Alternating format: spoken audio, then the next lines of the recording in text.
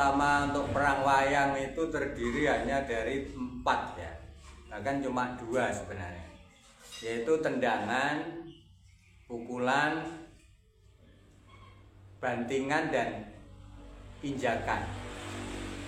Selebihnya adalah itu sebuah ukel ya, variasi gerakan, tapi ujungnya mau memutar, akhirnya juga menendang atau memukul. Nah, masing-masing tendangan itu ada beberapa gerakan juga, dan pukulan juga demikian.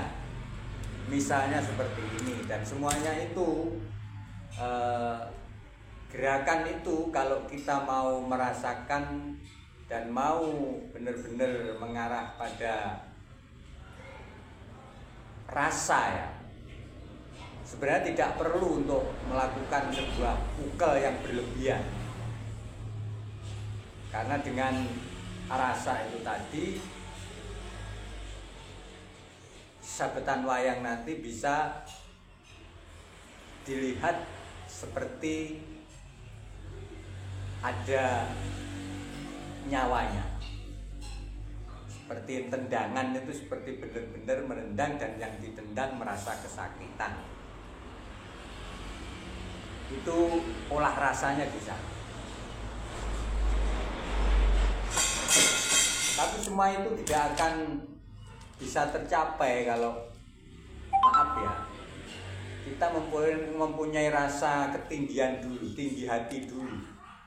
Mungkin misalkan di dalam latihannya merasa lebih terampil, lebih, nah akhirnya di dalam pentasnya itu sangat berlebihan ya. PD itu perlu, tapi kepedean itu saya kira akan membawa dampak terhadap sabetan wayangnya, karena di sana nanti akan watak kesombongannya itu akan terlihat, sehingga ceklani wayang itu tidak diperhatikan betul akhirnya, karena merasa sudah baik duluan. Jadi ya kesusu, ora dimatke, dengan iringan namanya kesusu, akhirnya juga tidak, rasanya itu tidak kecekel. Jadi yang penting di dalam sebuah, sebaik apapun, seterampil apapun, jiwa kita itu harus tertata sebelum memainkan wayang, sebelum memegang wayang. Ini jiwa kita itu benar-benar harus ditata, kerendahan hati, sikap-sikap yang terbuka. Nah, misalkan seperti ini ya. Dan saya meyakini ya, atau bukan menjamin tapi memastikan, kalau kita itu merasa tinggi hati, merasa lebih dari yang lain, pasti hasilnya nanti yaitu hanya di ranah perasaannya sendiri, tapi dilihat orang lain tidak kecekel ya. Pukulan ya ada beberapa, bisa memukul dari atas seperti ini, nah, ini jatuh. Nah, ada yang memukul misalkan dari bawah, tarik sini lah. Nah, ini pada dua.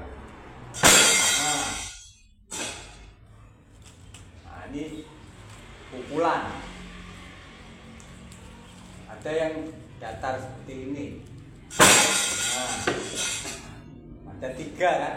Nah, ini kalau dirasakan betul sebenarnya tidak terlalu penting untuk sebuah pukel yang berlebihan. Tapi kalau memang motivasinya ingin memberikan sebuah kejutan atau memamerkan akrobatik ya, makanya acuannya sabetan itu selalu ada acuan ya, gurunya.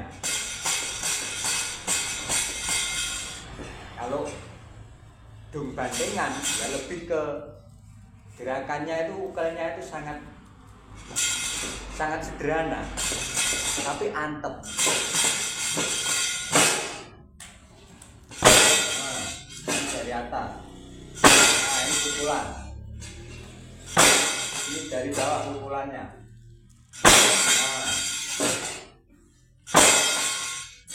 Nah, ini tendangannya bisa seperti ini misalkan. Nah, ini ambil lagi, bisa dari bawah tendangannya. Nah,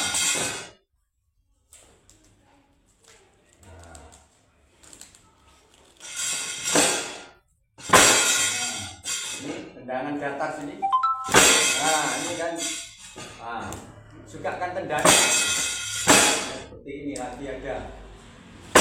Nah, saya naik seperti, nah, jadi begini sama begini. Nah, ini kalau dimainkan benar-benar ini sebenarnya aura sabetan ini sudah variatif sebenarnya. Cara membanting.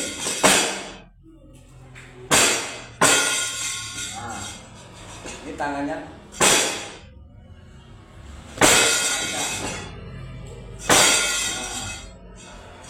Banting.